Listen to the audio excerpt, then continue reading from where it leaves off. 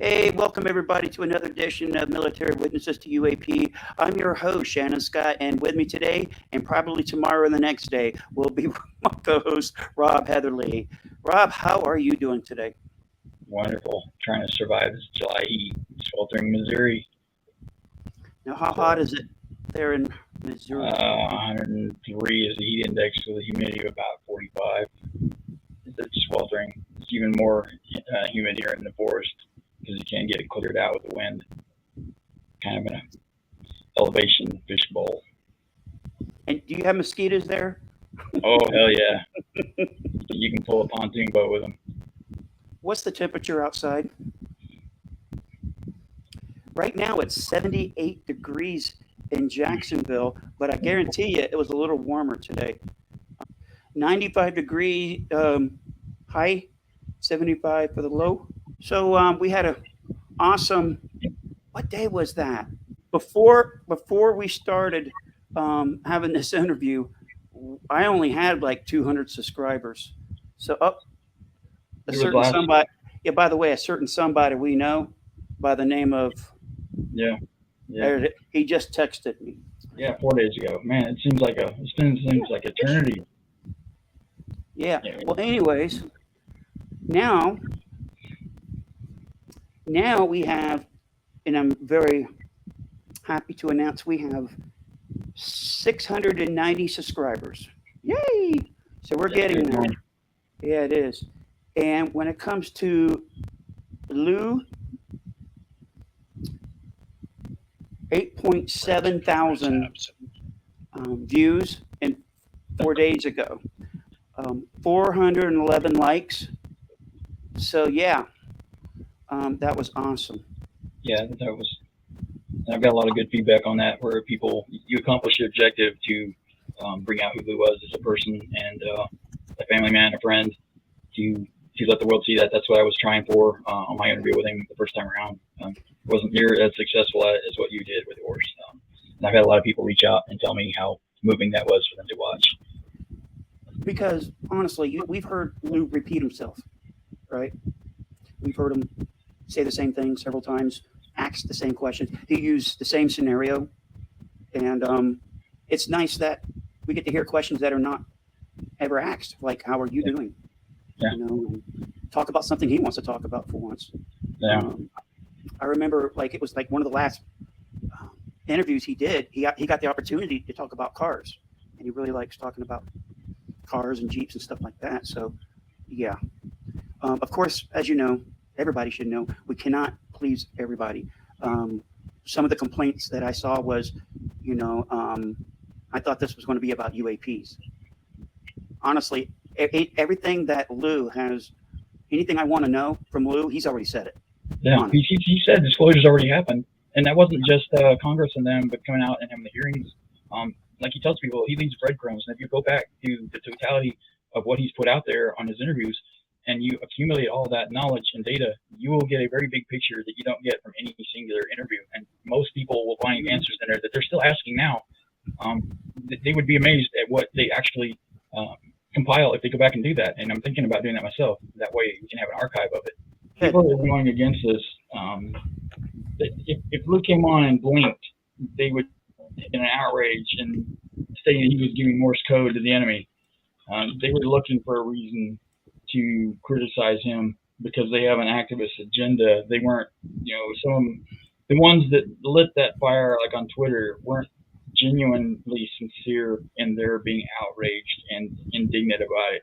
They were manufacturing it for drama because it sells subscribers, and they all are profit more oriented. I don't get paid enough for this topic to be profit oriented.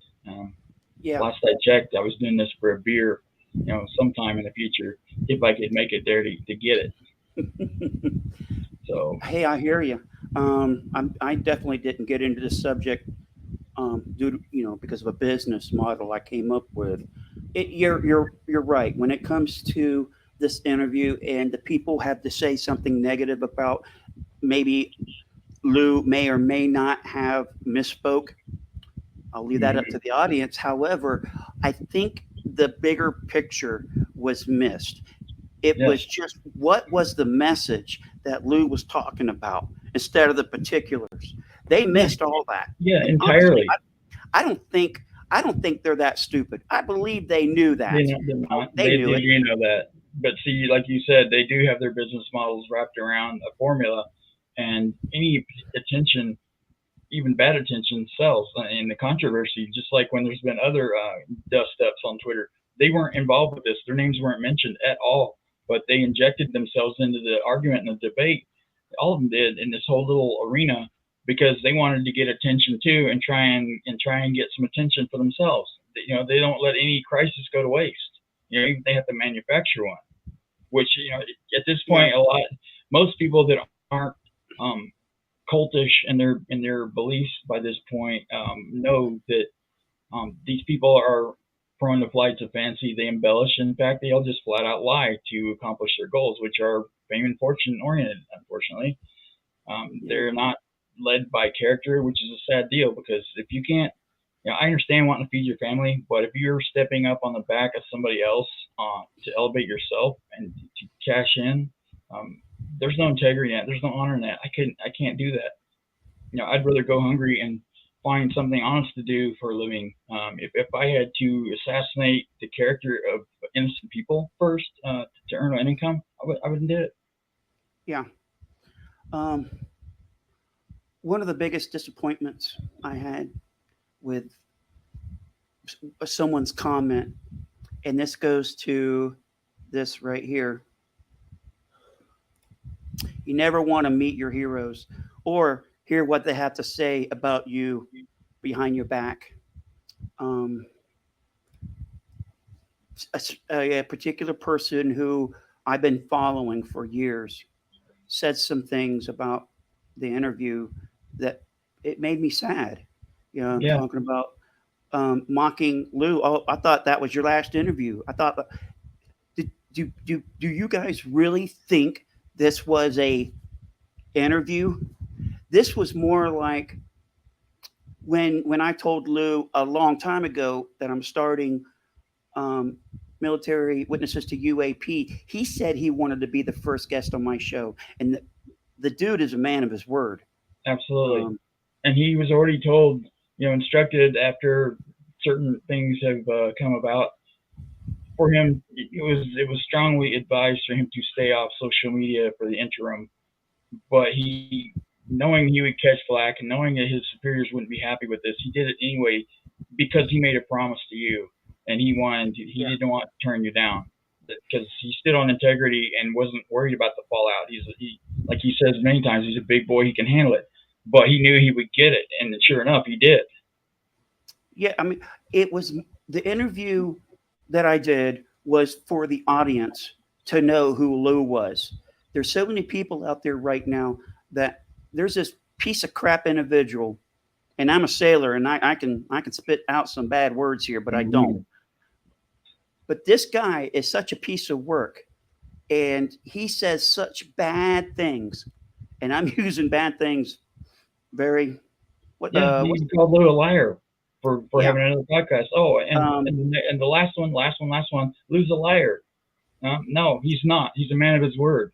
Yeah, but I want to tell you what, there's such negative stuff about this guy out there. I haven't even watched those documentaries or whatever this because it's just I know who Lou is. You know who Lou is, and it hurts me to see that. I actually feel bad for that individual that made that movie because I think people have misinformed him and fed into his fears, anguishes, and hopes of things to weaponize him, sort of, to come out against Lou or anybody else they decide they want to turn him toward because he's kind of a loose cannon. They all can be a little bit of a loose cannon. Hell, we can, motivated, but I just think he was taken advantage of, encouraged to do something that if he actually knew the truth, he wouldn't have done that. But I don't think he's open to the truth at this point. And it's going to take a lot to turn people around like him, of a lot of the truth being out there for a while before they'll actually acknowledge that they were misled and lied to by the people they trusted, which is sad. I feel bad for them. But on the other side of it, Brandon Fugel came out and told this individual, he's probably the stupidest person on Twitter, um, claiming to be a researcher, but didn't have even his basic facts down when he went flinging them at Brandon, accusing him of all kinds of crap. Brandon didn't get to where he's at, being an idiot and not knowing how to hold up in an argument, you know? Yeah. He's another one I would love to have on the our show Yeah. here. I think that would be awesome. So maybe we'll reach out to him. Yeah. You know, We're we gonna, only we're get gonna the shoot best big. on this. Absolutely. We're batting 100 anyway. So Mhm. all right. So of course during the interview, um, I hashtag Lou for Congress, right? And hopefully that'll take off. He says he may or may not run for Congress, but if he does, I really think the people he will represent will be Well represented, yeah. well represented. I feel like just packing my stuff up and going and going. Where's your district going to be? Because Yeah. I want to vote for Lou. Lou is not a politician. He's a talker. He likes to. He's a chit chatter. He is a networker. Yeah. He's a people Orator. person. Lou is the type. If he says something, it'll be done. And that's If he says, exactly what we want to have yeah, in, that's in exactly Congress. what. Well, everyone. It's We don't almost need too more good to be politicians. true.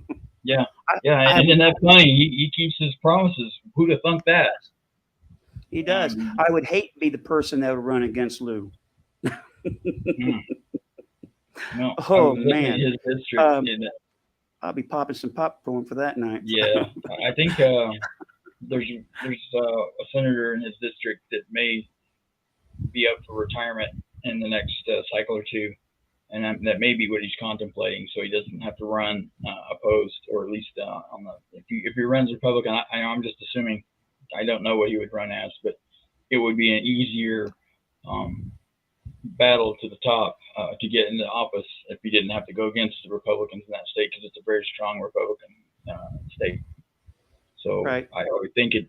I think that his best option would be to wait until somebody were to retire and then take up the torch for their seat. Yeah. One of the things I wanted to tell everybody about, more than likely, most of everybody who's watching this video right now hasn't looked at all the videos prior to this one, or maybe they've seen Lou and they subscribe and they just haven't had time to go back into my videos and kind of, find out what's been going on till this point. And what I like to do is just catch everybody up what's Mhm. going on. Um, I came up with the title of Military Witnesses to UAP. Little story, little backstory on my part. Um, I served on board the USS John F. Kennedy. By the way, we're going to be talking about case number one. Um, when I was on the John F. Kennedy in 1998 to around 2001, early September of 2001, I I heard a rumor while I was on board that there was a glowing craft above the ship, and some people, the lookouts, the deck seamen up on the bridge, the '07 level or wherever they're stationed at, and on the fantail, um, there was the one up looking aft on the main, the island is what it's called. On the top of the aircraft carriers, where that's where they have the helm and the lee helm, and you got the admirals and the captain, and everybody has a chair up there, right? So anyway, also they have operations, flight deck operations right below them. So more than likely, all these people saw what was going on in my mind, right? So I Mhm. heard about the story about this dude was freaking out. He had to get sedated, and that stuck in my mind, but I forgot about it. Well, I was fortunate enough to go back on board the John F. Kennedy in a year right up until decommissioning. I was actually in charge of security. I was the LPO of security. I was a Master at Arms First Class. When I went back on the Kennedy the second time, I heard the same rumor.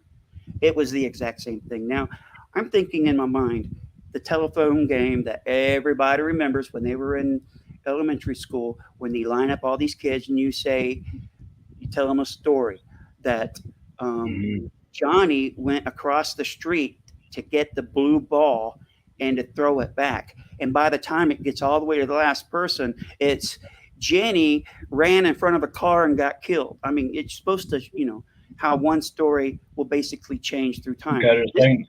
Yeah, so this did not happen. This was the same story. So that really got my attention. And I'm Mm-hmm. thinking about it. If this happened in the early 70s, and let's see, then I was on there until 2000. So around 30 plus years of rumors going around.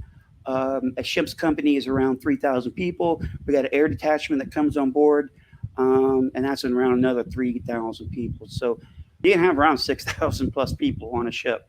It really is a floating city, with a barber shop, sheriff's office, stores. You got the town jail. I ran the brig. I was in charge of the brig. So yeah, let's catch up to just about in 2017 where the UAP videos came out. That's when around that time, I looked up, I Googled, not Googled, I went on YouTube and I looked up John F. Kennedy decommissioning because I was unable to attend that decommissioning. Back to the video. I saw a video on a particular YouTube channel. It was Dr. Stephen Greer. This dude, I think he was a CT, crypto guy, and he says his teletypes. He was there. He said the teletypes went crazy. He heard that some guy heard the story about seeing God, and he had to be sedated. And then he actually went and he described going on the port side catwalk forward. I knew exactly what he's talking about. I've been there many, many, many, many times. All right, so this should look better. I have a pillow underneath my laptop here. Rob was telling me it was shaking too much. So hopefully this will alleviate this. And in the future, I'm going to have a studio set up. But I We're all just good haven't in the been hood, doing man. well enough to do it. What's that? So we're all good in the hood. Good. Yeah, good. So where were we? We're talking about The Dr. Stephen teletype's Greer, going the on. video. Hmm. Teletype's going So on. going off. And so that really caught my attention. Now, about the time I really wanted to start a YouTube channel and just investigate it because when I was an investigator in the military in the Navy, but the thing is like I feel like a bloodhound. Once I'm on the trail, I Mm-hmm. become like obsessed with it. I I really like finding answers to my questions. You just picked up after playing video games one day and just decided, hey, I'm going to go out and question people that I have no prior experience or skills. This is something you did have skills at, Yeah, investigations. and almost became. I love reading body behavior. Um, I didn't go to school for that, but it's just something you pick up when you're doing the Mm-hmm. job for years and years. You know when someone's lying to you or Yeah. they're deceiving you, and I just hate it when someone is lying to me. Mm-hmm. Oh, but anyways, I um I think the point I was trying to make was when I wanted to find out if there was any more witnesses to this story. So what I did was I took that video from Dr. Stephen Greer's channel. I copied it and I pasted it into a um, Facebook group for the John F. Kennedy, the veterans. I mean, there's been a lot of people who served on that ship through the years. And what I did was basically pose the question: has anybody heard of this? And like every one of them was, no, this is crazy, this, that, and the other. This never happened. During that time, we were somewhere else. And then lo and behold, someone said, yeah, I was there. I was standing right there, passing the sound powered telephones when this dude said he sees God, and medical actually had to come up. They're corpsmen, by the way, and sedate this guy because he went out of his mind. Right Mm-hmm. there, he saw him sedate that sailor. So I What did hit. he? I What did found. he? What was in the report that they saw? Well, he actually gave me an interview, and he said I can use his name and everything. In fact, he's got more witnesses. I mean, he was popping them off one after another. He remembers everybody that was there. And this was in 1971, late July. And I can't tell you a name No, that many you years ago. This unless guy it was imprinted on your mind sharp as a tack. tremendously, good or bad. And you have to have a very remarkable event to remember with that clarity. And he said one of the most amazing things, and I can visualize him saying this to me, or the reason why he said it was that when he saw the object above the ship, it was a glowing sphere, and he was thinking, how is the ship projecting this? He thought Yeah, it was an image that yeah, was, like a 3D image, like, a mirror reflection or something. yeah, The closest thing that could fit his random memory, and our mind plays the matching game where it wants to reflect back to the closest image of what the new reality is that they're viewing. If there's no precedent, they'll draw straws to try and match something. And like you're Yep. saying, he's drawing the straws of, well, it must be a projection of the ship somehow. Yep. And the following day, he had to do 8 o'clock reports. You have to, when you're a deck seaman like that, you have to go do. You have to take the report. All the reports go to the officer deck. The officer deck puts it in the 8 o'clock reports. Those reports, there's a ceremonial thing that goes on, and I was once a bosun's mate, so I have done them myself. See if I can even remember how it went. Now, when you knock on the door, the captain will say, enter. You walk up smartly, you pop that salute, and you say, good morning, Captain. The officer of the deck sends regards and wish to announce the approaching hour of 8 o'clock. All chronometers have been wound and compared. Request permission, strike 8 bells on time, sir. And he will say, make it so. So you go back up. Captain gives permission, strike 8 bells on time. So mate goes over the 1MC. 1MC is a speaker system. He goes over there.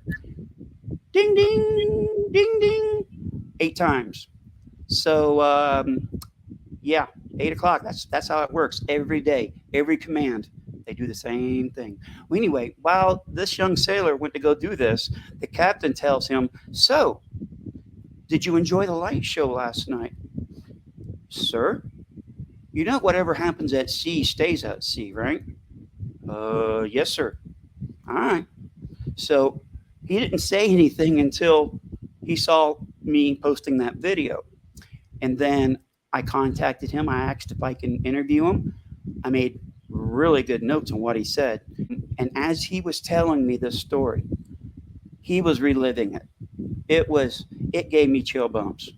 It was just, I almost felt like I was standing there watching this whole thing, right? So, yeah, it really happened. If you want to see the video, please go back and see that video. I think it's a very informative video. On now, this channel, right? Yeah, on this channel, it's case number 1.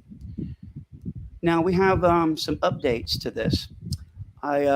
2 trips to Disney ago, I received an email.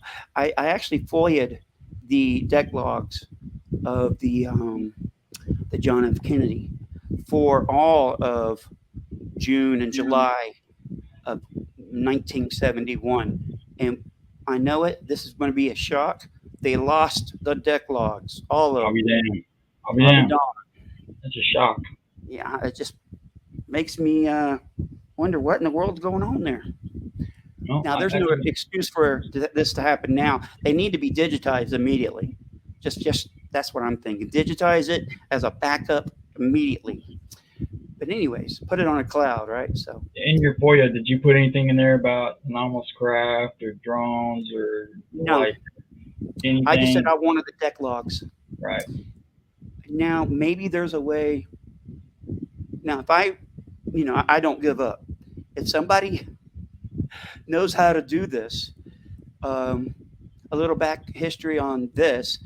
When the USS Indianapolis was sunk during World War II, there's a new protocol the Navy has, and that's called a sit rep. They do that periodically. I don't know the periodicity, but they have to check in. with, Mm-hmm. you know, Yeah. back at the fleet. We're okay. We're still alive, and this is what's going Mm-hmm.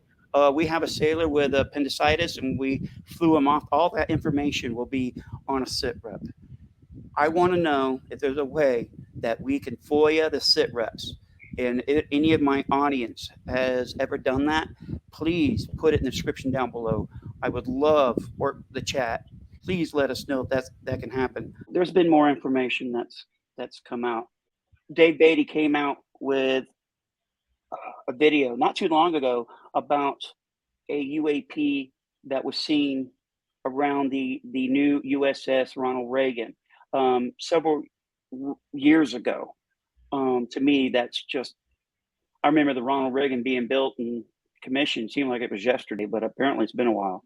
But while they were out doing some sea trials or whatever they were doing during flight operations, unlike the Kennedy just finished the air operations.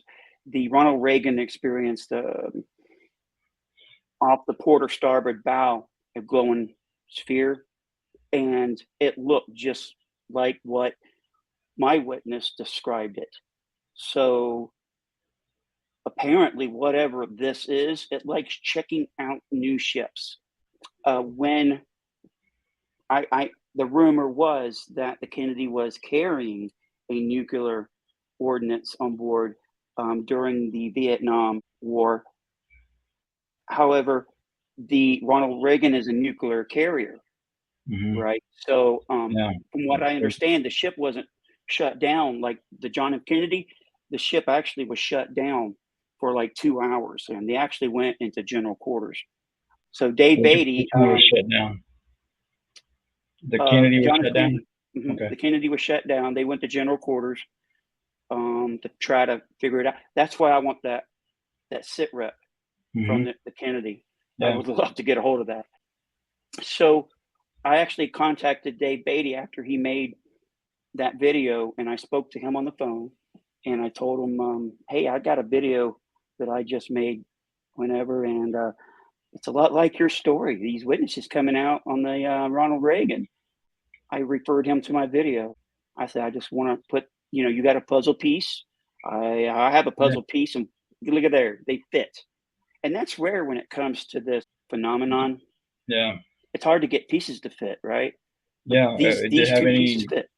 Any credibility or factual data is so difficult to get data that is reliable, that can, especially that will coincide with witness testimony, credible witness testimony. So that's why they complain that they keep going to the Tic Tac, and it has got a very unique data set and witness testimony from multiple witnesses and multiple data sets crossing multiple ordnance. You got the Navy, Air Force, and probably NORAD or the North American Defense, whatever those radar systems are on the coasts that they look for bombers and ICBMs, those radar systems. So if they would actually come forward with those to acknowledge that they even have it, then we would be able that they were wanting that at least to use for Congress. The tapes are still missing from, I think it was the Princeton, from the Tic Tac encounter in 2004, the Nimitz encounter. So it's curious. They may be in the same place the deck logs were from 71. Yeah. Don't even get me started with with all that, because I can just keep going on and on.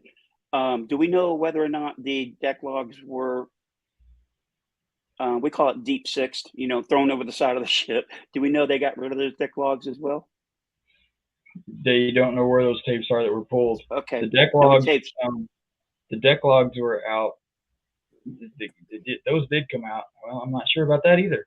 Now that I think about it, I know the 2019 encounter with the kid and with the kid and the Russell and all those deck logs came out a couple of times. But the tapes that were pulled by the strange guys in the helicopters that came on in short order and pulled the tapes from the Nimitz encounter, those has not been found again. They've ATIP tried to locate them, so I think even Congress may have issued an order to try and locate them.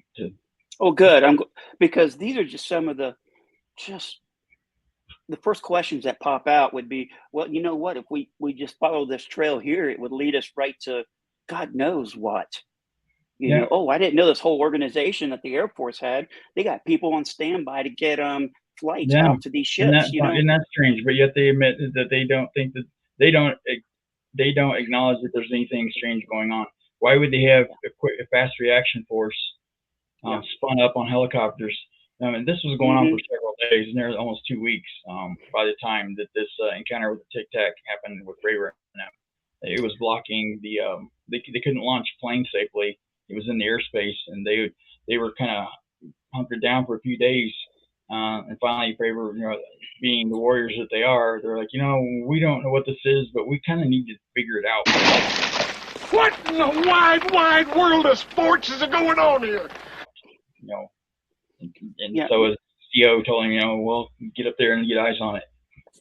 Well, it was the chief that went to the office to have those petty officers hand over those hard drives. Now we don't follow orders unless it's an authorized order. It can't be just some Showing up with nilly-dilly rank, thing. yeah, rank you Right. go Hey, do this. yeah, yeah. Even if it's, let's say let's say it is the Air Force. They come and they tell me something. Yes, I'll follow your order. Let me get my chain of command involved here Mhm. first.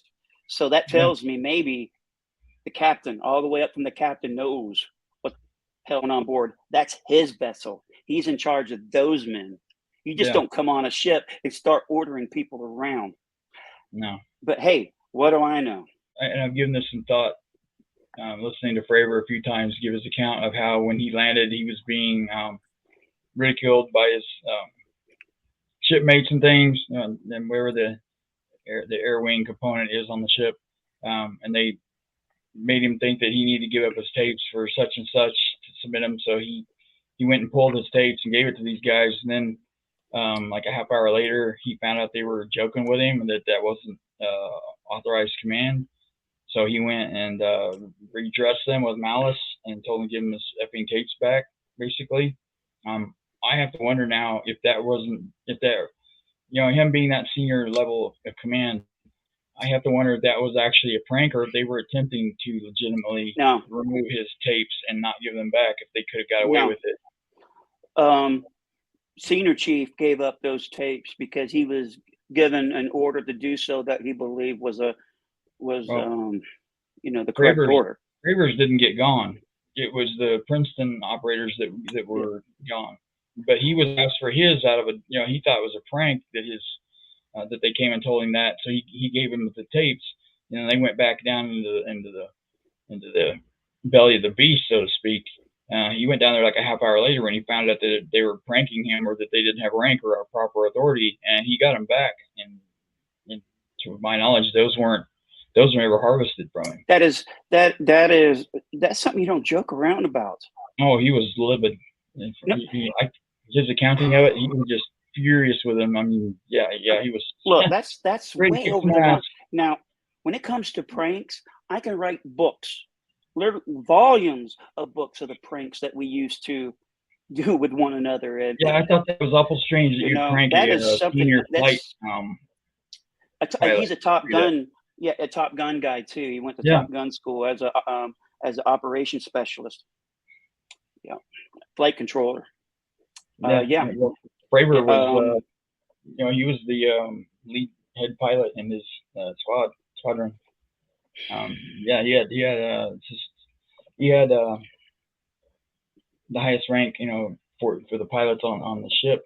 So for his juniors to be asking for his tapes, saying that, hey, we've got orders from such and such to pull your tapes. When he found out, I guess he did some inquiry. I'll have to go back and revisit that. But he did some checking about it. They didn't have the authority. They said they did, and then he made it, or either they did or he did, made it out to be a joke or a prank. Right. He was just furious and threatened to court-martial him if that happened again and file a grievance or something, court-martial basically. With something like that, they would basically come to me and said, "I want to report so and so for for this, that, and the other. And then the first thing I would do, I start looking it up in the UCMJ to see if that is covered. And then I would basically initiate, it's called an IR incident or ICR incident complaint report. And it's basically who, what, when, where, why, and how. And, you start getting all the information in. And from there, once mine is complete, I would basically go and, like a police officer, you need to come down to the office. We need to talk and get their side of the story. And then that's where, at this time, I need to stop this interview. I got these other pieces of paper for you. At this time, you're being accused of UCMJ article, whatever it is, blah, blah, blah. And then basically it's give them the Mirandas. You have the right to remain silent, everything, right? And then once they understood it, they sign it. That's a lot different than like civilians. You just say yes or something, right? No, we make everybody sign Mirandas in the military. So people will be written up. And when you hear about, it's crazy to me when you hear about something that happens and they do like months and months and months of investigating, like an IG or something. No, when it comes to me, I get before I go to bed, it's the whole thing. Whole thing's going to be, this up. I want to get dinner. This case is closed, folks. Rarely did we have to continue it the next day. I would say 97% of all cases I've ever had, it was closed that day. We have a 12-hour shift. Oh, it's closed that day. And guess what? In the Navy, overtime is authorized, right? So that means you need to start typing away. We're going to be here all night, and I like to get home, get some rest before I come back on shift in less than 12 hours now. So shenanigans there. Shenanigans. I just go ahead and call it out like I see them. Now, we could spend all day talking about this, but we need to go down to the next case, and that is case number 2. This is going to be my witness, Jonathan. Basically, it's a UAP that crashed in Peru. In fact, I don't know of any other UAP crash that has happened that's been reported or leaked than this one that happened in 1990. I believe it was 3 or 94, around that time frame, around the time my daughter was born. Yeah, this poor guy has gone through hell. Just hearing this guy, it just breaks my heart. I've talked to him on the phone several times, and you want to talk about a credible person? He's a credible person who's gone through hell over this incident. United States Marine. Yep. His emotions were bearing this out, and consistent with somebody who went through some high trauma. He did. So, if you guys have not heard about this case, case number 2, you can please stick around and listen. But after we're done, go back and look at my video about it. It's I put pictures up and everything. This young Marine was trained on surface-to-air missiles, Stinger. We call them Stinger missiles, right? Would have loved to go to that school, but He doesn't like blowing shit up. Yeah, I love blowing stuff up, especially when I'm on. I play video games, 2042, and just in case, for those who are on Xbox, or I think you can be on PC, and you played Battlefield 2042, look me up. Here it is, right here. That's me. Okay, let's see. Boop, boop, boop, boop. Look me up. Add me, and we'll go on a killing spree together. Well, anyway, the missiles, those Stinger missiles on there are so cool. So anyway, back to case number 2. So this young Marine was told by his superiors that they're going to go and secure a possible friendly crash, a site where there's been a crash, and they're going to go secure it. So they all go out there. Long story short, this was no aircraft. This was something possibly not made by man, not made by man's hands. There was a welcoming party there that showed up, and these great individuals that we'll tell you a little bit more at the end of the story greeted this young Marine by putting him in a helicopter, handcuffing him, tie wrapping his legs down, and then told him that we should just get rid of you and just throw you out of this helicopter and tormenting the shit out of this poor Marine, and it pisses me off to this day. So he went down and secured the site and swept the craft, found other beings, and then these security personnel come and take him away and put him on the craft. Yeah. Well, at the time, the only thing we know is that they arrived in Chinook helicopters and they wore black camis. And I want to tell you something. I wore green camis. And if those guys had to wear black camis, then I know they were hot, because I was hot in the green camis. Those guys must have been really just to be wearing those out there in the jungle. No unit identification, no name patches on their black camis. And I want to go ahead and finish this story up by saying that he was made to sign a non-disclosure agreement, which we all know that you cannot sign one of those under duress. This poor guy was threatened with his life. And the other Marines, the sergeants, the specialists that were with him, they don't even want to talk about it. Not at all. You bring it up and they'll reject you right then and there. They didn't identify who they were for him to be signing it. So there's two things that were illegal about that. Yep. So we have a update to the story, and I want to give all the credit to Rob here. He's a reader. The guy does his research. I'm very fortunate when it comes to this subject and having a researcher on your team. I think I got number one here. I think a lot of people know it too. So tell us, Rob, what you find out. President Clinton was finding that the Department of Energy were having problems securing nuclear assets, handling nuclear documents and things, classified documents. They were basically a bunch of cowboys that were playing fast and loose, not securing their data, but also that they became a self-policed entity group. That I didn't realize this before I went and researched it. They had there's at least 8 sites at the time in the United States with that report that I found from 1999. It was a 7-year report that was commissioned to look into why the DOE, their procedures for securing our crown jewels of the United States, our nuclear secrets. They do R&D to they don't just guard nuclear assets, they also do experiments and have their own science division, but they have what you call guns, gates, and guards, which are their own little special forces that have all the newest gadgets, toys, bells, and whistles that don't have to wear, at the time, they didn't have a centralized uniform, they didn't have centralized gear, craft, just whatever they wanted for their little group they got, if they voted on it, and that's what they wanted. They had a very large budget, and they didn't want to answer to anybody. The FBI had to come in and investigate this. It took 7 years of investigations to finally get a clear picture and what needed to be done to remedy this.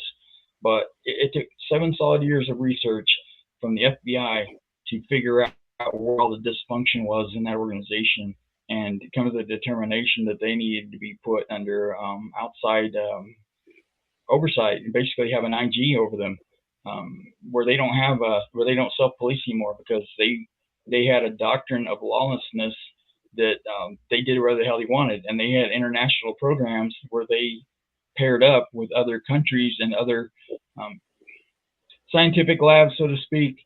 So them being in Peru, that was a very hot spot that we found out now for UAPs. The military knew this, and they were most likely there.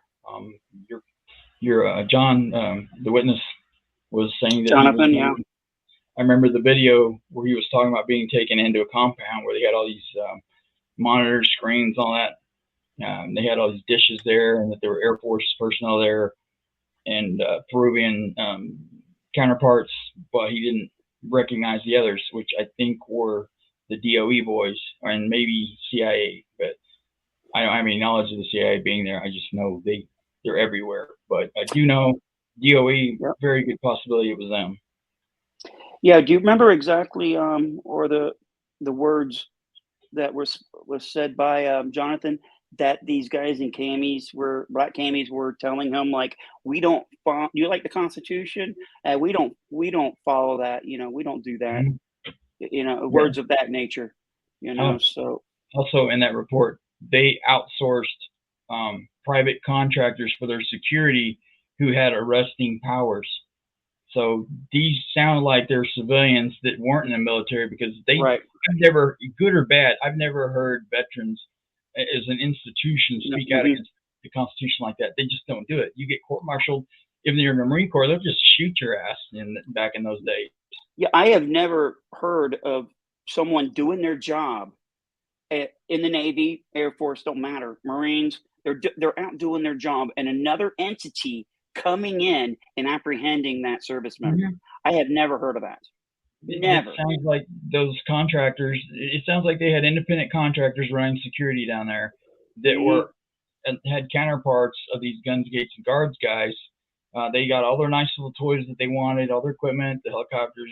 They had the fanciest guns and hardware, and it would just stand to reason they had individual uniforms and stuff, unit by unit, whatever they wanted to wear. It was that's the cool, whatever you want to wear, guys. We don't have a dress code. Yeah, they were probably, we are the men in black. We can just act the way we want. We can torment this Marine. But hindsight's 2020. If I was that dude's staff sergeant, I would have punched that dude right in the nose. You're gonna take my guy? I'll fight you. I put down my gear. I'll take you down. And I wouldn't want to go head to head with a Marine anyway. So yeah, that ill-advised. And the way this man was treated,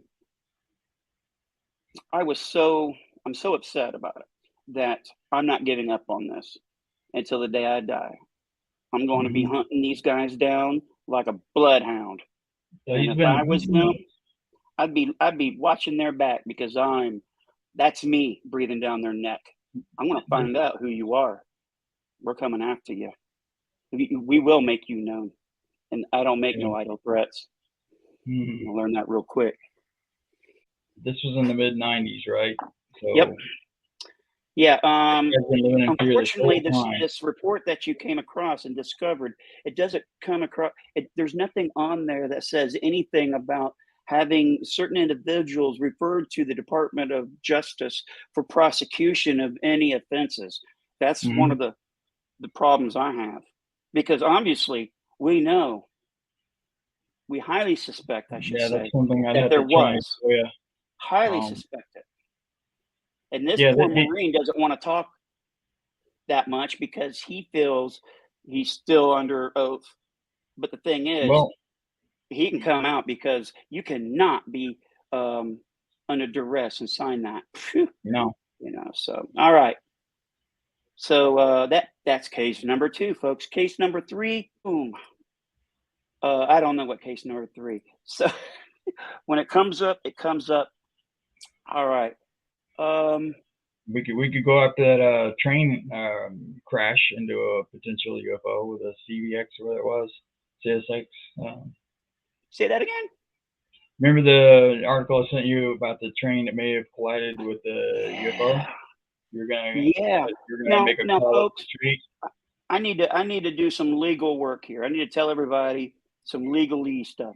Just because I named it Military Witnesses to UAP does not mean that we're not going to go beyond that now. I got Rob. Wrong way. Over here. Dang it. Yeah. I got Rob here. And things are going to be a little different. We're going to be talking about things that are in the news, things that interest us. So we, mission statement, continuing the conversation. How you like that, Rob? Continuing the conversation?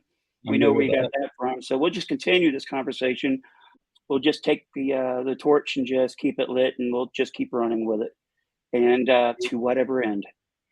What Rob is talking about, here in Jacksonville, we have a building downtown.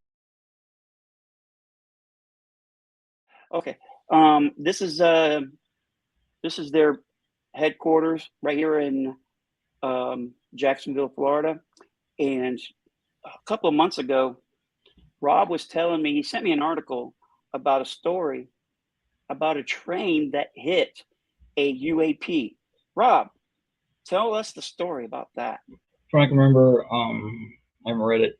I watched it, read it, either way, about a month. But somewhere around the Appalachians or out east, winding through the mountains.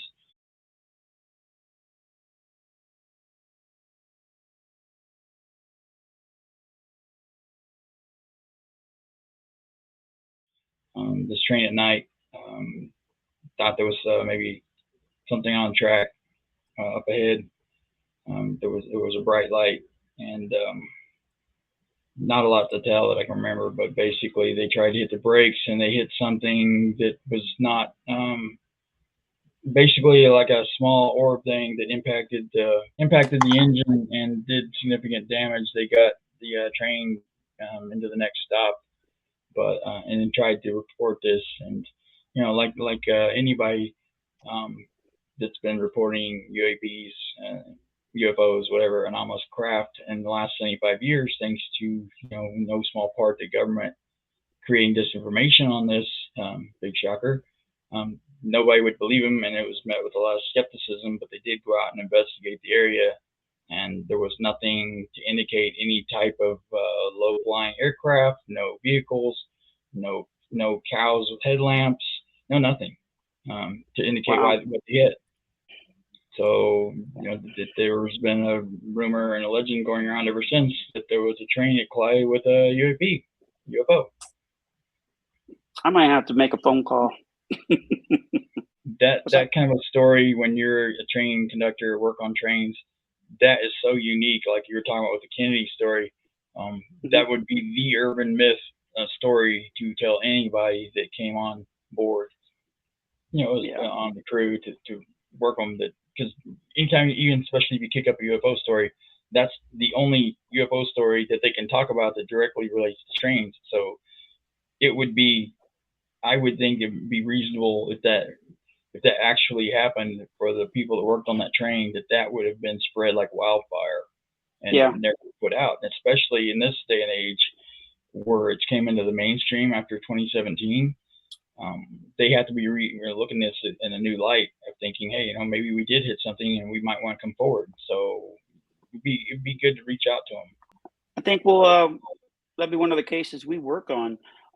Another case, before I go into that, I just need to tell everybody my small, what do you call it, some clauses in this statement. Basically, you can be 100% sure about something and still be wrong, and I understand that. So anything we do, and we find out that, so if for instance I see a video of, you just name it, and I'm here telling you about it, and it comes out it was just computer generated. Now, I know I can be fooled. However, there's a lot of videos that, man, I can tell a mile away that is so fake, but it's getting very good. The fakes are becoming better and better, and the chain of custody is very important in these videos. So, and this goes into the next subject, but before I do, everybody knows this picture here, right? So when you see this, everybody knows it's Independence Day. My question to you would be, what would you say this really happened?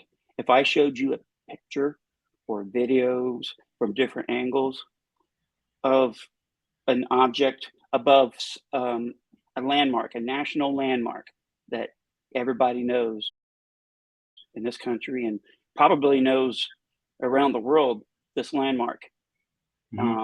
So what would you think? Now, I remember there was a video, and it was shot from two different sources, from two different angles, of like a UAP above the Dome of the Rock in Israel.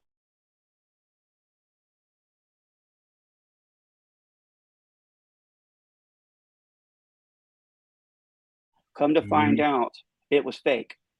And now, if this is fake, it's a good one. And it's been going on for a long time.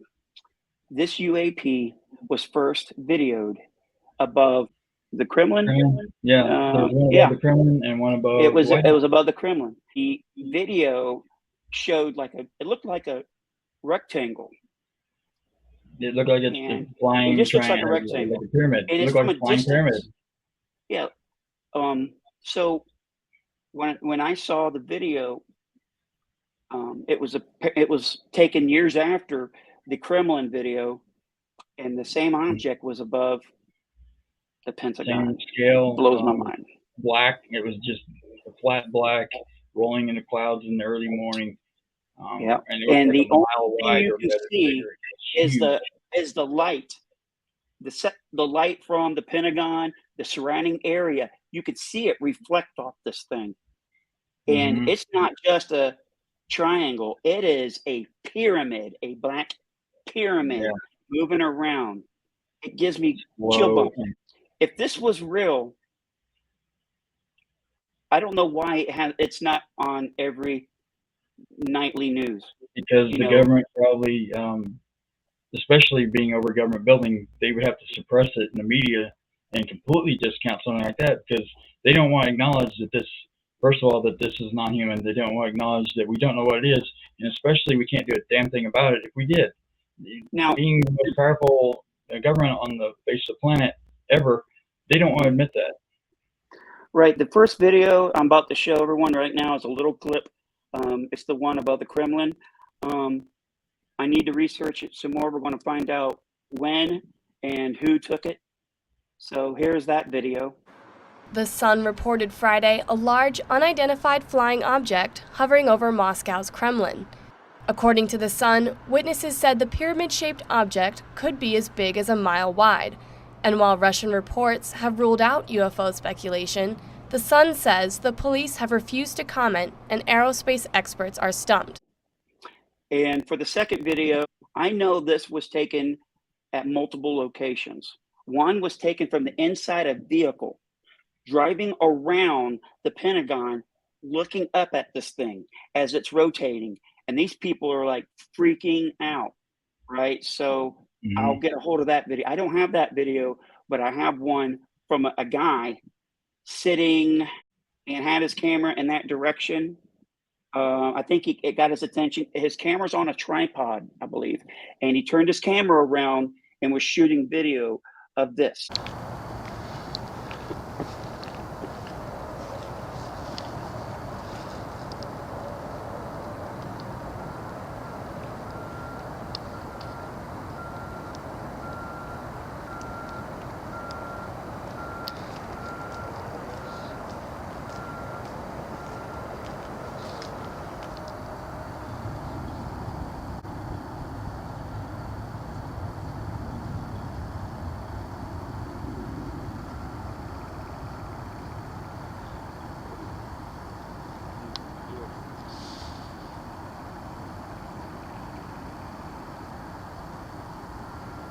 Honey?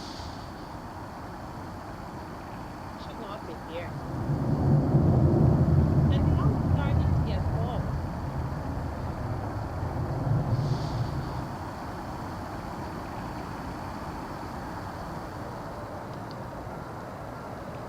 That was just amazing. Now check out this video that's been enhanced.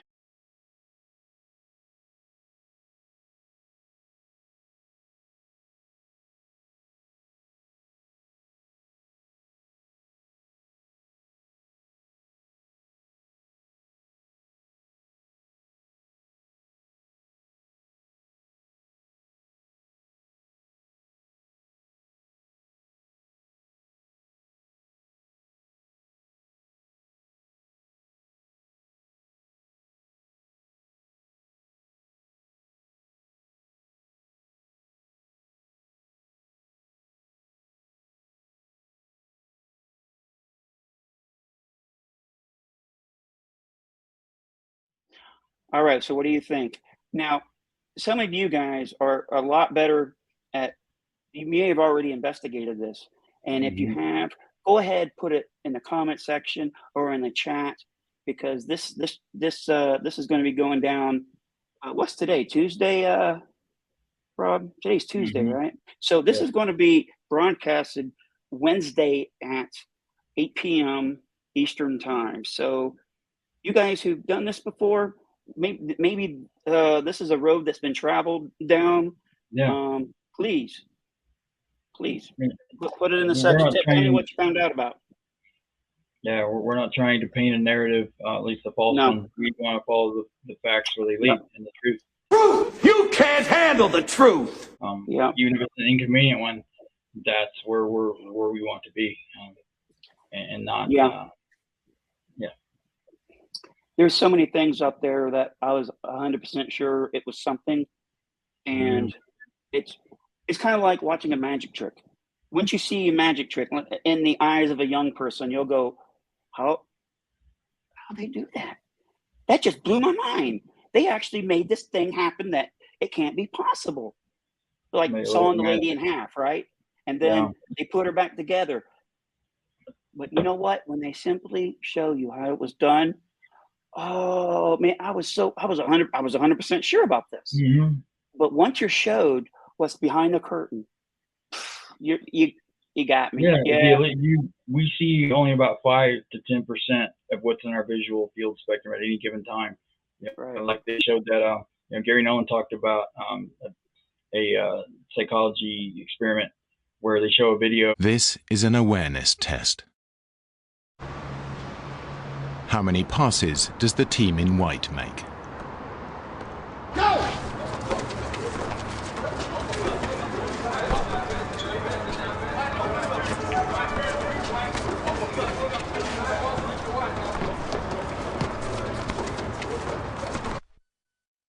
The answer is 13.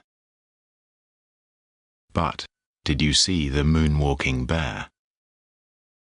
Of some people, and you're told to watch a certain amount of some activity that's going on in the foreground, but there's somebody in a gorilla suit that walks across the background, and most people never, because when they come back and say, "Hey, did you see the gorilla in that video?" and they're like, "There's no gorilla in that video."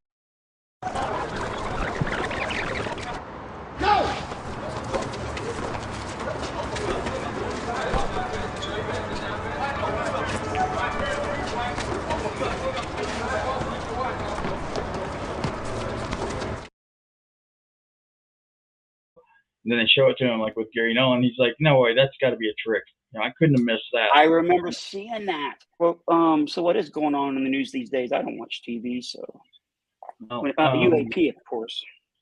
Something I want to talk about more in depth next time is that there's a senior level position open for the new AIMSOG or AOI MSG group that they purposely probably named so you can't pronounce it.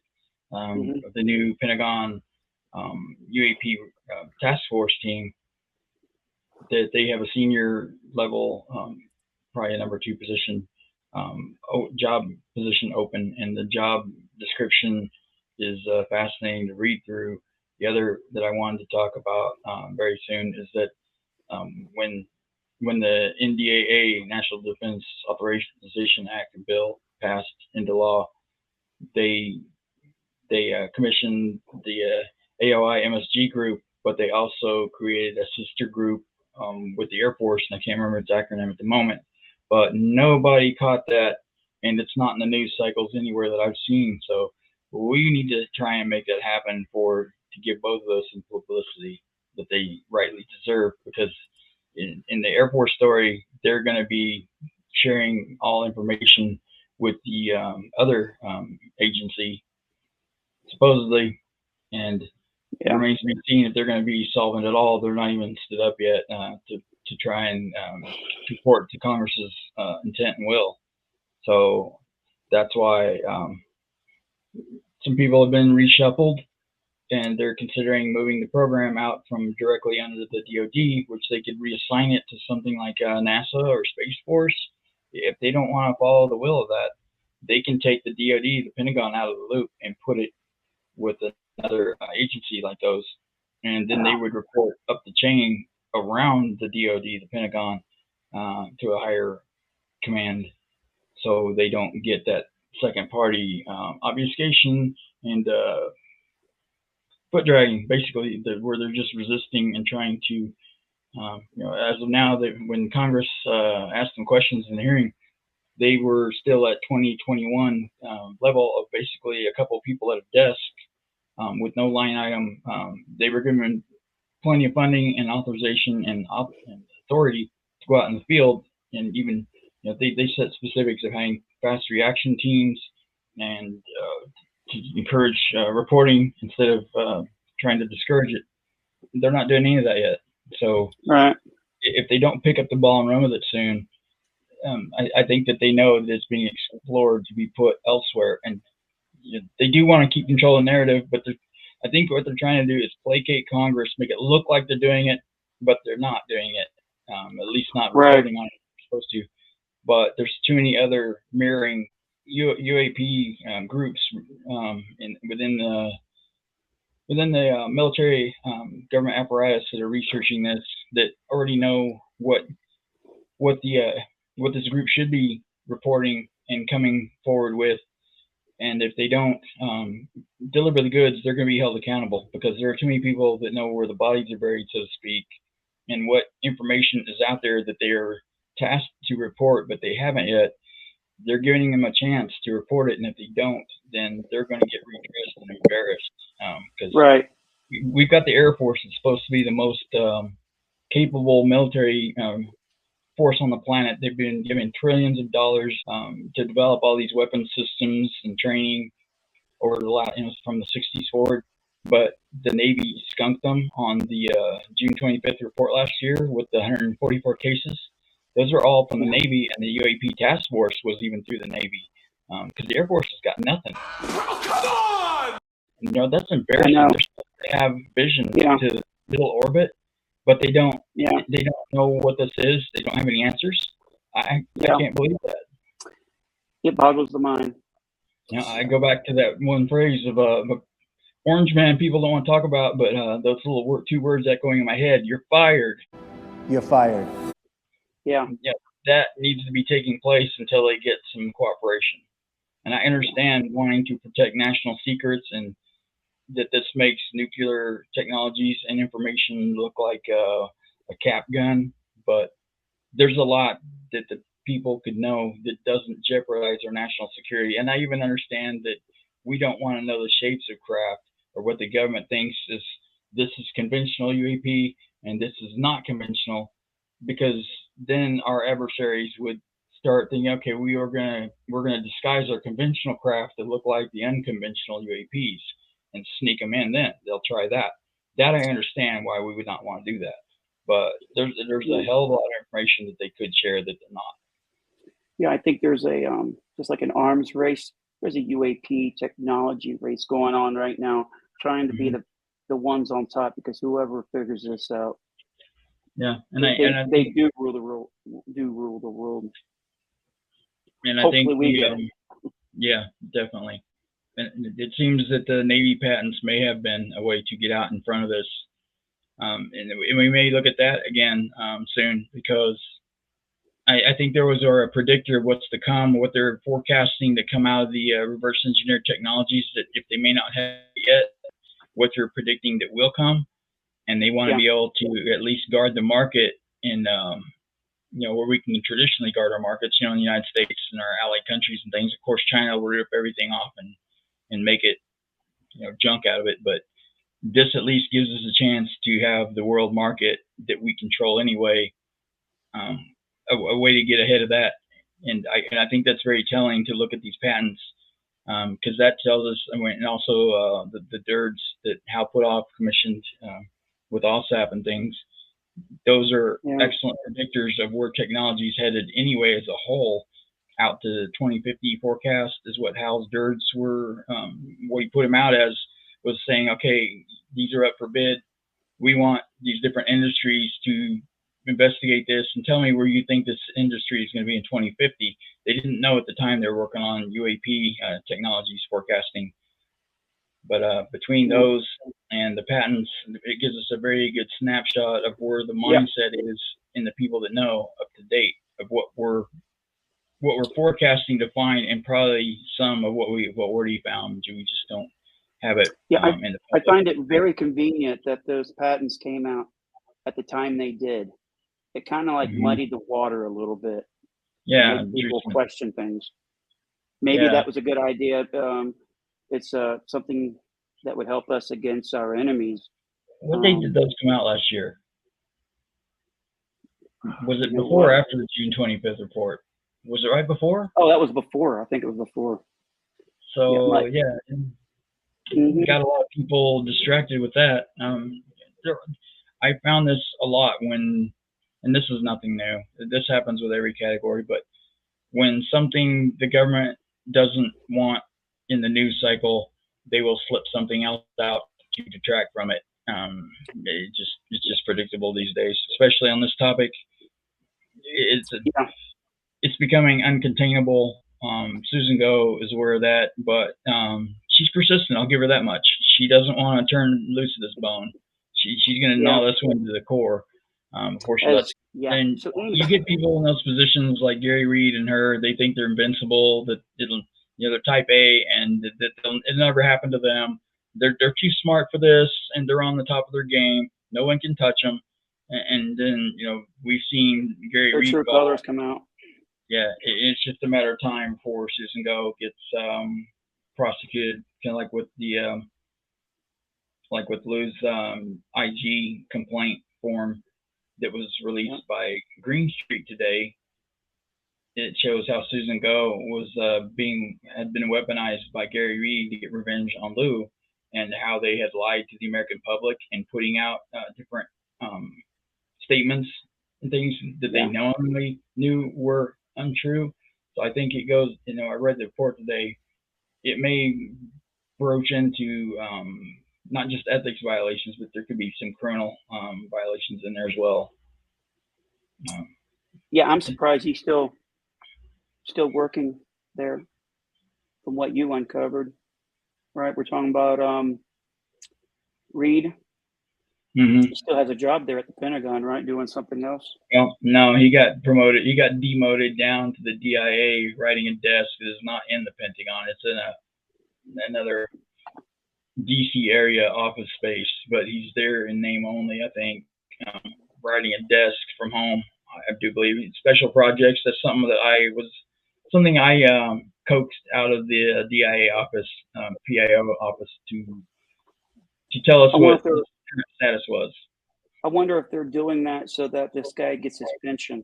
Because I guarantee you, a military guy, that he was doing the things that this guy has been accused of doing, he would, he'd lose it. Yeah. He'd lose his rank. Yeah. And lose I his think position. He'd be discharged. I think they were trying to pressure him into quitting, because if they fired him, then he had a lot more ability for legal redress, and he might, like you're saying, he might be able to retain his pension, all this other stuff. And I think he'd probably still be able to. They didn't outright fire him, which tells me that, but the pressure was too great for them to retain the good old boy system any longer and protect him, because it was starting to damage other people's reputations at the top. But he was one of their own, and they wanted to protect him, so they basically gave him a title by name only, and he's working special projects is what the DIA PIO told me in an email when I asked them about it. So it's kind of weird. Let's like let's say I have an executive officer. He works for the captain. As the chief master of arms on the USS Clackran, I report to the executive officer. Let's say the executive officer was doing the things that he was doing. They allowed him to stay on the ship. Now he's the admin officer. He just took a 01 job basically. Yeah. No, duties. When I asked him to let me know what his job description was, and if he had any subordinates, and they said no, he's working special projects at the leisure of the DIA head. So he's basically done. He's just entitled only, which is fine. he's out of the way. We want to see how this plays out with Susan now. We'll move on. Mhm. I think everybody wants to move on. One of the things that my goal, and I'm sure it's Rob's goal too, is that we're going to try to communicate with everybody who's watching right now. I know as of the Lou's interview, I have family now that know what I'm doing now, and I've been doing this for a while. I'm kind of out in the open now. I have friends that now know what I'm doing. So I'm going to communicate with you guys in a way where basically from the beginning, we're not going to try to talk to you as if you've been trying to study this phenomenon for 5 years or more. You're new into this game. I want to be able to tell you stories from the beginning and hit the highlights of it.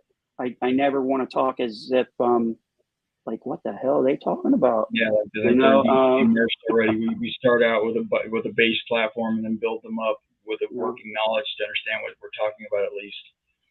yeah, and if I ever misspeak and someone was able to catch it, I want to say it now. I apologize. It wasn't my intent.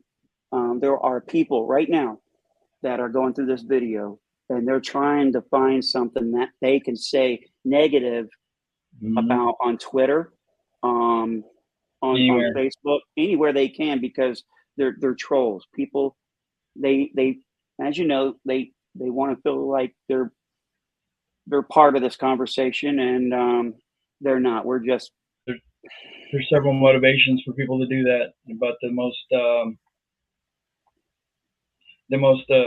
serious is the ones that will pursue this because they have an agenda and they're trying to actually stop disclosure, which people on Twitter and well, UFO Twitter, the UFO community as a whole got used to Lou being there for the last 2 years, and now they are already clamoring on Twitter that I'm reading saying, hey, where do we go now for our UAP updates and things? There's nobody out here. Hello, it's just crickets. And yep. you're starting to say, well, you can thank the hater groups for that. And I said, yeah, you can add Greenwald and Green Street into those ranks now too, and McWest, because they have an activist agenda to try and force Lou into silence because they don't want actual disclosure. And those groups that have been in this for decades, that have been spinning yarns and selling woo with no facts to back it up, their brand of woo is going to the wayside because when facts come out that is opposite what their books and all this other stuff they put out in their $10,000 plate dinners to throw flares out of a helicopter and blow smoke in your ear and tell you it was ET, they're going to be losing a lot of revenue for this, and they know it. So they've got everything to lose and everything, and nothing. Yep. Everything to lose and nothing. Nothing. Screw it. Anyway, they have a high motivation for why they want to try and put this genie back in the bottle, or at least slow it down. They don't want to lose the income and reputation for it, and they've gone so hard at Lou, trying to discredit him and disclosure.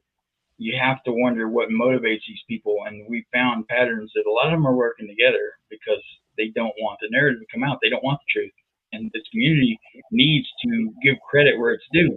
The reason Lou isn't here anymore, you can thank these haters and I know.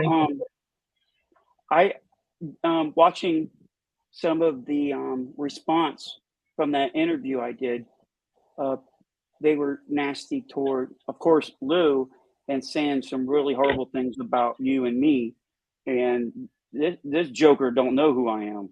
He wouldn't recognize me walking down the street. They don't know us. They don't know most of them didn't even look at the entire conversation.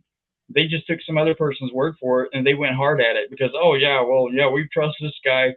So, because I asked a lot of them, I said, did you even watch? And well, we watched enough to know what the hell we're talking about. No, then you didn't watch, or else you just don't know what the hell you're talking about.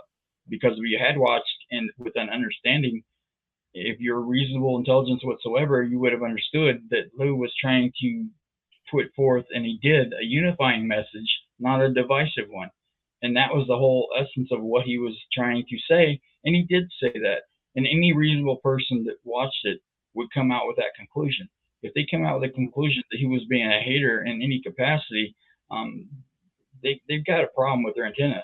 Yeah, they obviously missed the the what the point of the conversation was about. Mhm. Instead of picking out a discrepancy, maybe I was understanding the point he was trying to make, and I think Mhm. that's the message that they failed to see, or they didn't want to see it because they have an agenda, and Mhm. that's on them. They want to spread this type of hate and lies on their channel.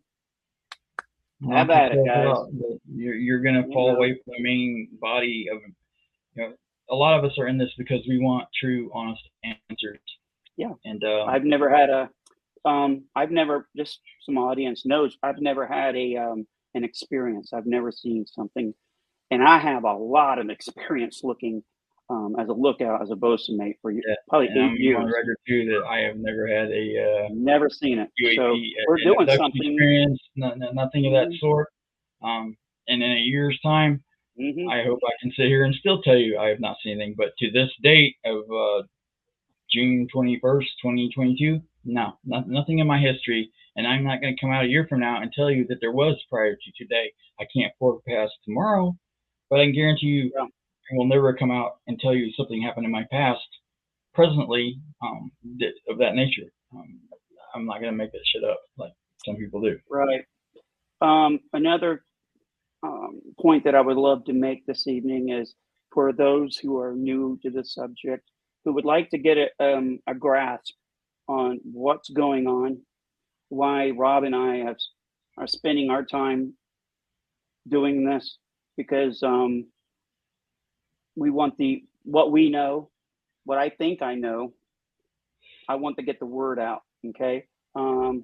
Like I said, I'm not an experiencer. I would start off with a documentary by James Fox called The Phenomenon.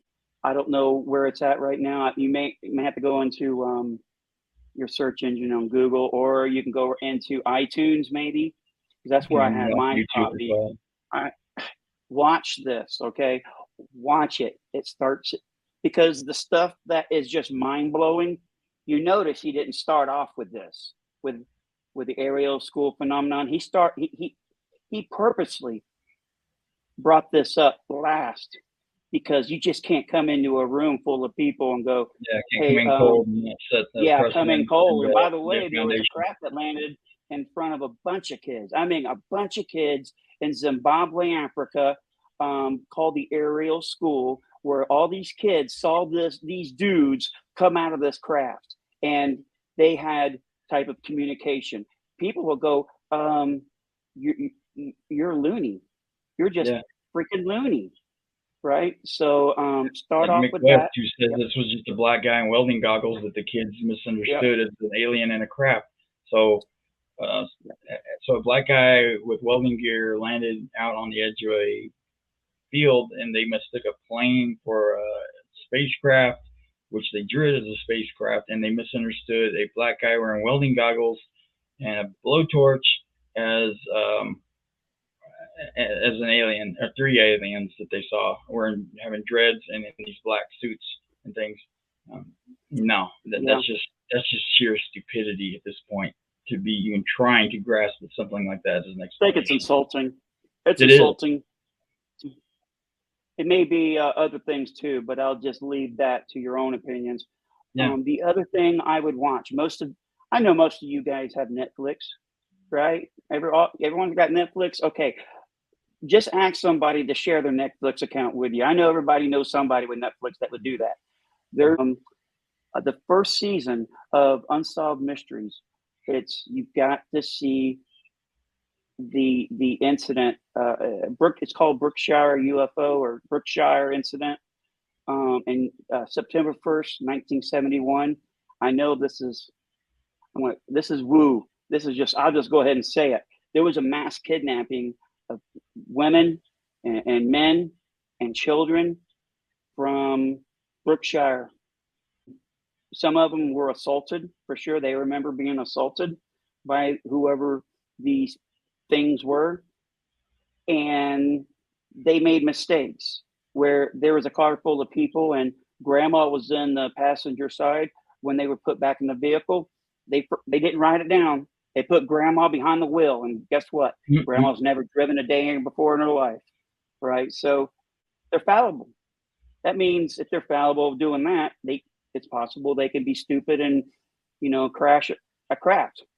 Mhm.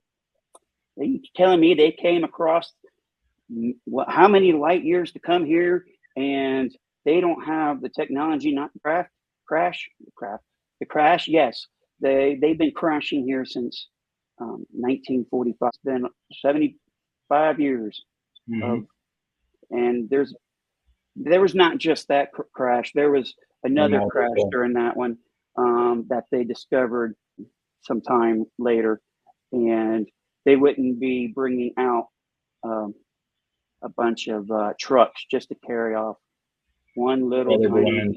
Yeah. balloon. They wouldn't do that. They wouldn't be flying the fragments of this balloon to Wright-Patterson. Is that correct? Yeah. Yeah. Yeah. And they wouldn't There's bring in lots all of the grass, and they wouldn't have sent their most elite unit that was in the nearby area. Um, I think White Sands or something. Mhm. It was the unit that handles nuclear materials that was working with the Enola Gay and things during World War II. That unit. Yeah. These are crack elite group that Yep. you don't have buck privates on there going out there with a jeep picking up weather balloon scraps. These were He very was an highly intelligence trained. officer. Yes, these are highly trained troops out there that are elite at what they do. They would know what the hell they're talking about when they see things that they say. The first night they told the truth, and it was in the paper that this was a UFO crash. And then when it got moved to when the debris was loaded, as I understand it, in a cargo plane flown to Texas the next morning, there was some brass there that decided, hey, we're not going to come out with the truth of this. We're going to cover it up, and then they they redacted the story of it being a UFO crash and said it's a weather balloon, and that's where they staged that picture with that one officer, kneeling on the floor.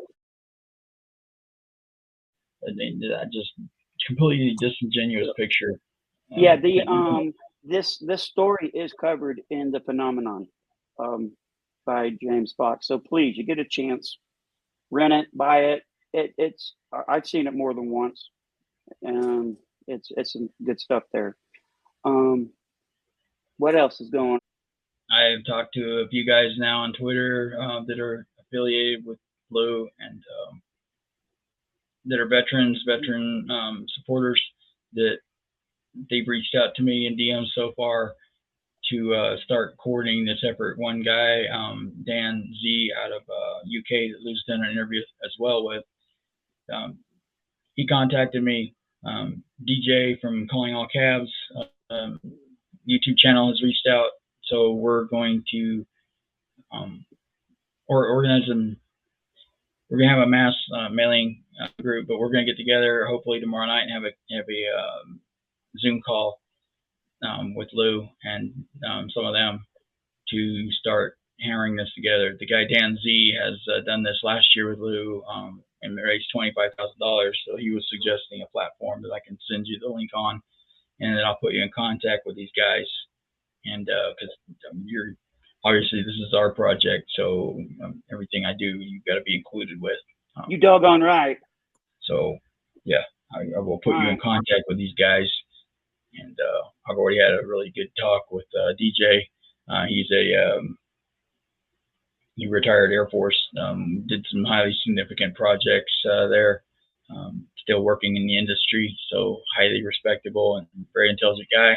I'm getting to know Dan Z, so I'm getting acclimated with him. There are other people that I can't mention the name yet that are coming out to support this, but in due time they'll be known too. So yeah. I hope this is bigger than we can imagine, because I can imagine pretty big. So yeah, me too. One guy raised 25 grand last year from UK. I think DJ was in on one that raised 30,000. I want to go big or go home. I want to shoot for 50 grand. Let's go for 50K. 50K, maybe a Jeep. Lou might be able to turn loose with a Jeep for 50K. What a guy. Jeez. No. So the guy is generous. The guy is just. They want to have, YouTube fundraisers where there'll be like a panel of 6 on there at a time and come on and tell their stories and things like that. He can fill you in on this because they've done this before. We haven't, and they've got some ideas, but they want us to. Basically, it's our baby, and they're not going to do anything without us signing off on it. And definitely, I haven't done anything without your stamp. I'm just talking tentatively. Get some ideas out there, and I'll get with Shannon, and we'll get back with you. So that's where it's at. Yeah, they have to go through my secretary, my handler. They have to go through my handler first. I have to bring it up one day. So what else is going on in the news before you wrap this up this evening? Mostly waiting for the fallout to see how this goes with Lou's IG complaint document that was turned loose today, I think by Green Street. He had been extracting this out of the document piecemeal for a year now and trying to portray Lou as being a liar and to basically convince other people to turn against Lou as well, those that are not very inclined to the truth or critical thinking skills, either one. But this is going to be their last effort to try and capitalize on that document and the lies that they have told stemming from that, because now that it's out there in its entirety, people that want to do the work can go back and see how Green Street misrepresented the facts with this and lied to them intentionally. And it's not going to end well for him or Greenwell because he was on board with him now in this psyop that they played against their viewers and the trust of the community. You know, they put their own agendas above the good of the community and disclosure. And Lou, frankly, they don't care about him, his family. You know, he's got kids that see this stuff where they're vilifying him with no evidence. And even if they don't, it's one thing to not agree with somebody or have a difference of opinion and a different viewpoint. It's a whole nother matter to want to vilify somebody and have an agenda to try and destroy their life. That I have a problem with. That's just diabolical. That's just mean. Yes, and they have to sleep with them, and they go to sleep with a clear conscience at night. Well, one, they believe what they're saying, or two, they're saying things they don't believe it because it's part of their business model. So yeah, scratch my head on that. You know that they're not telling the truth. They don't care. They are entertainers. You know, they're actors. They're not journalists like a lot of people think. They're portraying journalists on a television show and on YouTube, but they are truly not. They're op-ed activist actors. All right. So when it comes to Photoshop, folks, I went to college for it, but honestly, anybody can do what I do just by following the directions, right, with Photoshop. And I don't know why I'm like the only one that had this idea of doing this, but I went through this very known 2009 Turkey UFO video. It's all over YouTube. Trust me. If you don't, Google it. You'll see plenty of videos about it, right? So I decided to find a high resolution video, and Rob sent me the link to that. And what I did was I did 23 screen captures that I thought was pretty cool. And these, whatever they are, the occupants of these craft, I was able to capture them. And I did some enhancements, only enhancing what is there. I never added anything. Okay. And the pictures came out really well. I've only enhanced a handful. There are some images that I took with 3 occupants that you can clearly see.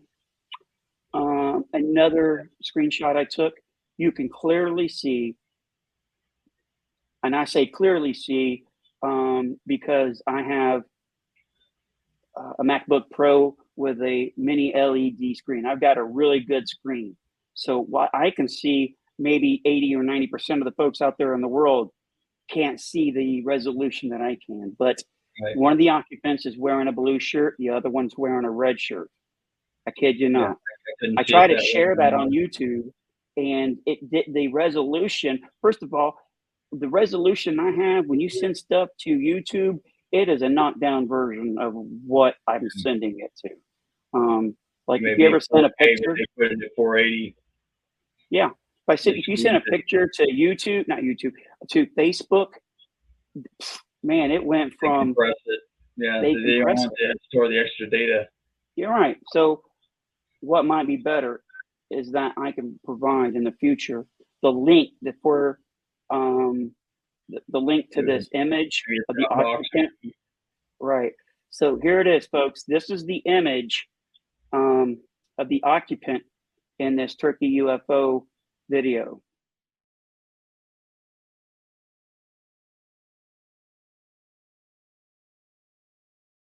All right. So you've seen it.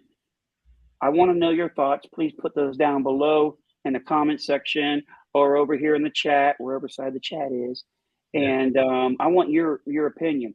Not only that, I know there are experiencers in this world. I've never met an experiencer, but in this field that Rob and I have decided to journey down, immerse us. I made some pretty good friends in this field. But for those who have seen these guys, whoever they are, tell me on a scale of like 0 or 1 to 100, what would you place this in percentage? If it's 100%, 80%, 0, I'd like to know your thoughts of this image, because I'll go ahead and say it. I believe I have the best image of whoever they are. Yeah. You fill in the blank, folks. This is an actual screenshot from the Turkey UFO video that everybody should know about. If you don't, look it up. And I think I did a pretty good job cleaning it up. Yeah, you did. I looked at a lot of pictures of alleged non-human entities, and these are by far the most compelling looking that I've ever seen. Just the symmetry and the body language, and the head language. It just and if I'm remembering correctly, it was authenticated by 5 different nations and a lot of different independent experts that looked at the film, and they couldn't find that it was it was a genuine film that was not edited. So otherwise, they can't explain what it is exactly. They're not daring to guess, but that it wasn't a hoax. That's all they know. Right. And I would also suggest everybody, if you want to get somebody who has a clue, their opinion on that video, I would refer you to Chris Lato. Is that how you pronounce his last name? Mm-hmm. Lato. He has it's called Lato Files. He renamed it, I think, recently. The guy is a retired Air Force Ed-16 pilot who happened to never seen a UAV. He's in the same boat as all of us here. We've never seen it. He's never seen anything, and boy, he is good with math. He's good with geometry, and he's able to look things up where the moon was on that night. He knows exactly what day and time that was, and he's able to do the geometry of angles and stuff. And I'd like to get his opinion on this photo as well. But he does a good deep dive into that. Like I said before, and if I have it, I'll say it now. Please like and subscribe to this channel. We're very new making videos, so it'll get better as time goes on. Heck, we may even have an intro to this show one day. You never know. But until then, I just like getting down to the meat and potatoes anyway, and just telling people what I know. If any of you guys know how to do all that, and you want to hook us up by sending me an intro to our show that would be unique to our show, even with music would be nice. I'd really appreciate it. We'll give you all the credit for it. Strike on the channel. And I think we're going to go ahead and end it here this evening. Stick a fork in Rob. He is done, and so am I. And that'll be it. Thank you again for watching. Please hit like and subscribe, and that notification bell. Of course, you got to know when this is these videos are coming out, because we may be doing them like